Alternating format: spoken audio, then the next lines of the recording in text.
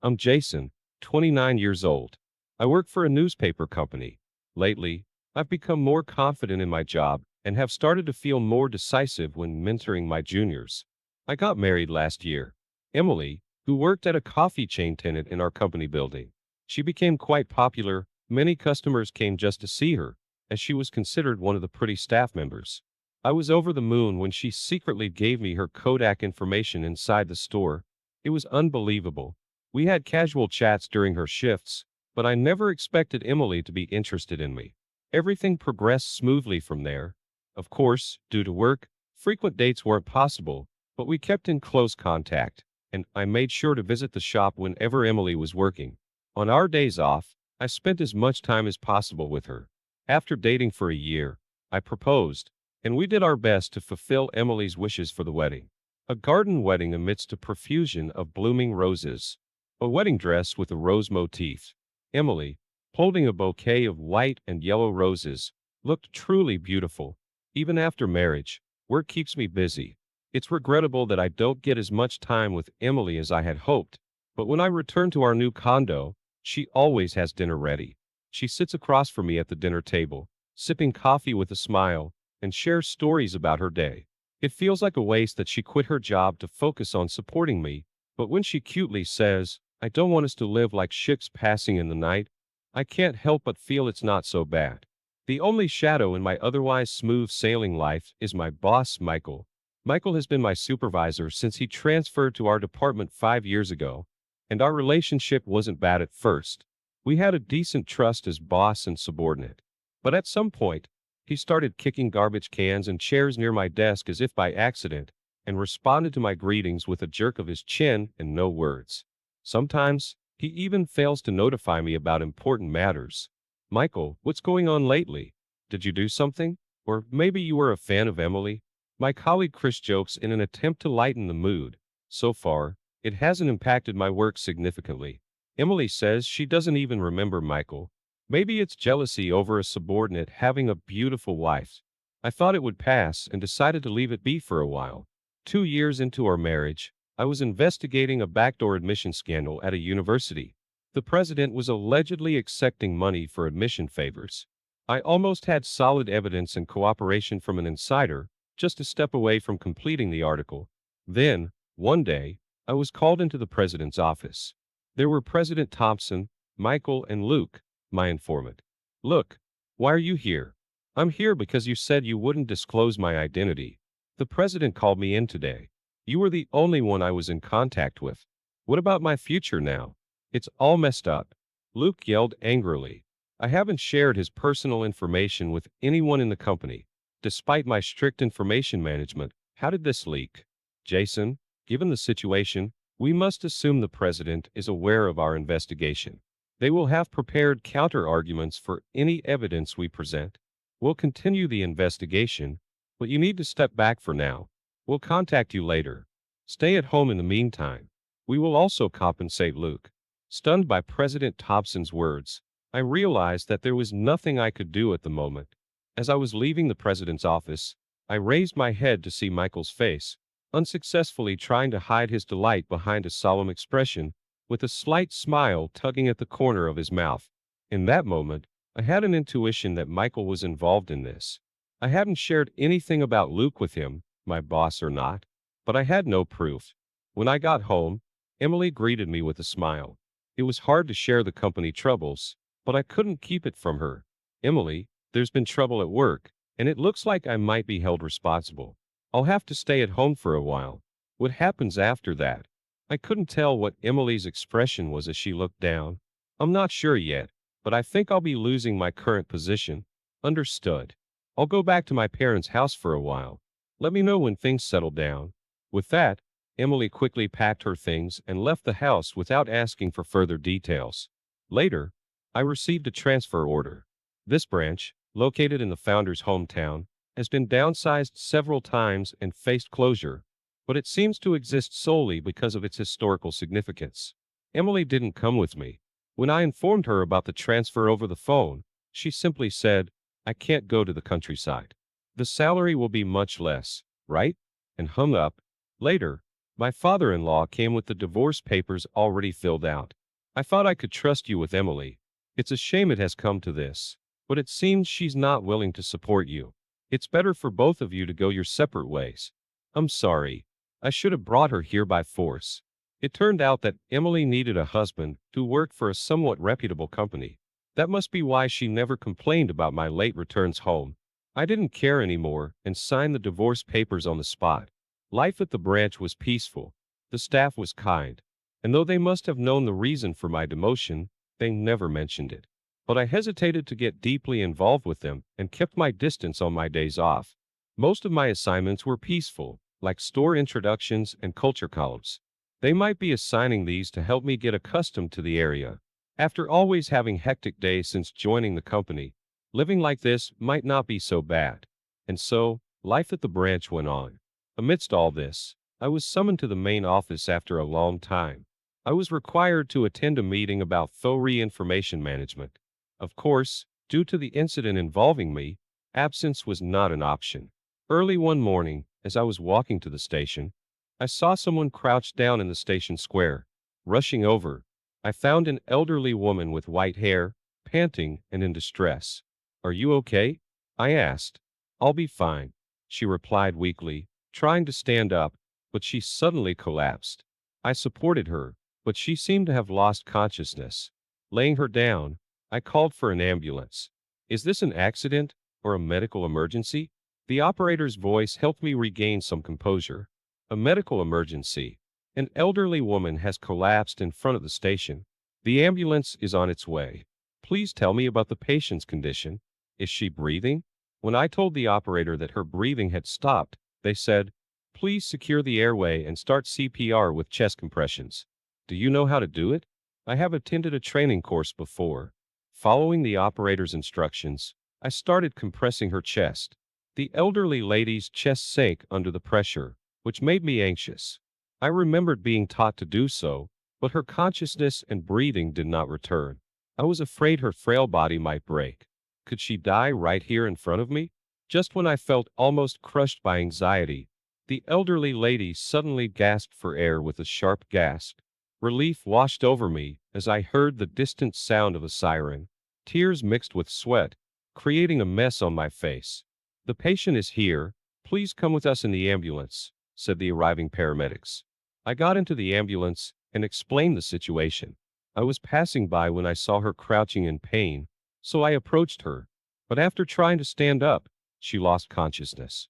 "So, she's not a relative of yours. Could you please explain the situation again at the hospital?" "Understood." Upon arriving at the hospital and speaking with the staff, I was released. However, I didn't feel like moving right away. I bought a hot coffee from a vending machine and sat down on the hard hospital sofa. I wondered if the elderly lady was all right. It was too late to make it to the meeting on time, so I needed to call and inform them. But I couldn't just not attend. From here, I could take a taxi to the nearest station. I didn't want to go, but I had no choice. "Ah, excuse me, thank you so much for helping her." A young woman, accompanied by hospital staff, approached me. "You're the one who brought in our patient, right? She's recovered. This is her granddaughter, and she wants to thank you. Thank you for finding my grandmother. She was saved because you found her and acted quickly." "I really appreciate it," she said. She appeared to have rushed over, wearing no makeup and glasses. She flicked her hair and thanked me. "It's all right. I'm glad she's okay. Now, I must be going." "Wait, were you heading to catch a train? Were you going into town? Let me drive you there, please." I tried to decline, insisting she should stay with her grandmother, but she insisted and drove me to the nearest station. In the car, I excused myself to call the head office and inform them of my delay. Though it was unavoidable, I felt heavy-hearted. She asked for my Kodak details, but I didn't want any further involvement, so I left using the train's timing as an excuse. The meeting went terribly. Although I had informed them that I was due to a life-saving emergency, the nature of the meeting made it uncomfortable. I could feel the cold stares and the sarcasm in the speaker's words. I tried to investigate how the information had leaked after that incident, but found no leads. I thought I had been very careful with my notebook and digital tools to prevent any leaks. Where could the leak have come from? I had no idea. I searched for spy tools or hidden cameras but found nothing. Hearing familiar instructions on information management, I returned home feeling drained. A week later, something unexpected happened. A call came to the newspaper office. It was from Eleanor, the elderly woman I had saved that day, asking me to visit her home to express her gratitude. I should be the one visiting you, but my granddaughter won't let me go out. You saved my life, and I really want to thank you. It's difficult to refuse a request from an elderly lady. Moreover, somehow, she knew both my workplace and my name. Refusing and risking her coming to the office would be awkward in front of my colleagues. I agreed to visit her on my next day off. The address she gave led me to a tasteful house. The well-maintained garden seemed to reflect the character of its inhabitants. As I rang the doorbell, I heard quick footsteps and the door opened. Welcome, Jason. We've been expecting you. Rachel, the granddaughter I met at the hospital, greeted me with a bright smile. Unlike that day, she had her long hair beautifully styled and was wearing a sky blue dress. Presumably wearing contact lenses today. She wasn't wearing her glasses. Please come in. My grandmother has been eagerly waiting for you in the living room. She assured me in, where the grandmother sat comfortably on a chair in the living room. Oh my, you're Jason. Thank you for coming. I don't know how to thank you enough. You're my lifesaver. I really appreciate it, she said. I was worried since she was not allowed to go out, but she seemed livelier than I expected.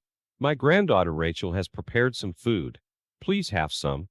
I helped a little, though I might have made more work for her. It's the thought that counts, right? Haha. She seemed like a cheerful and lovely elderly lady. I was truly relieved that she didn't die right in front of me. While I was thinking this, Rachel brought out dish after dish. Mashed potatoes, braised chicken and vegetables, and pickled vegetables. The table looked like my family's during a festive occasion, bringing back nostalgic feelings. Emily usually prepared Western-style dishes, and since our separation, I had mostly eaten out or had fast food. So it had been a while since I had homemade food. Do you like wine, Jason? We have some bottles we received as gifts, but we can't finish them by ourselves.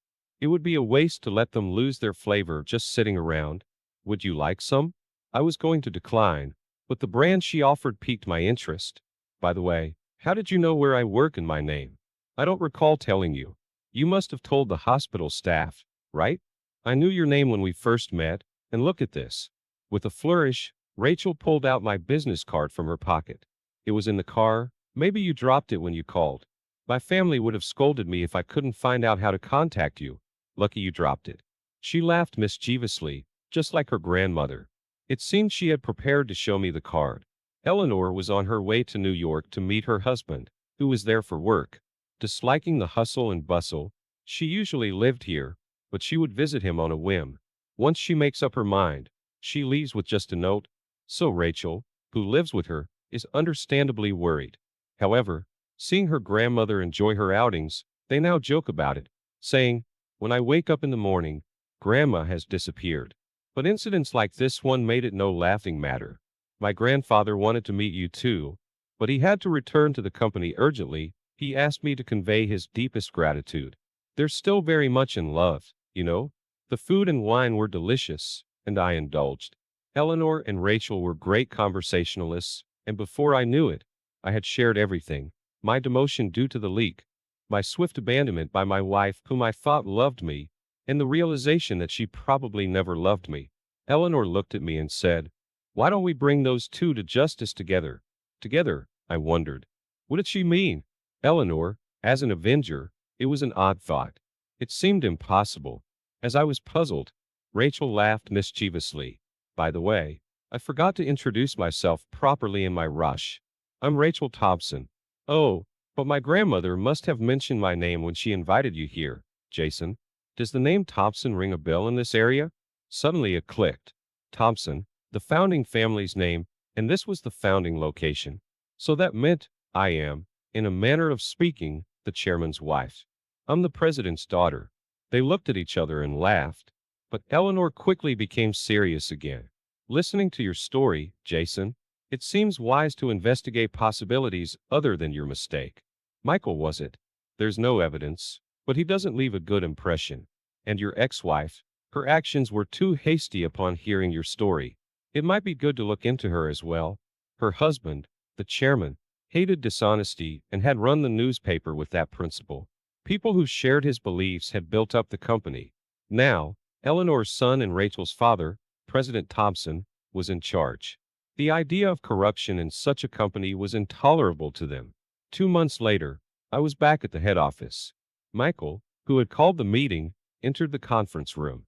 Long time no see, Michael. You know why you've called me here, right? No, I don't.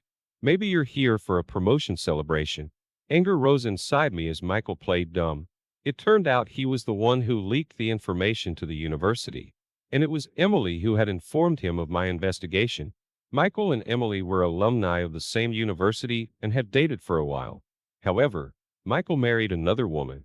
Whether Emily working at the coffee shop in the newspaper building was a coincidence, or her pursuit was unclear. But she dated me, and we got married.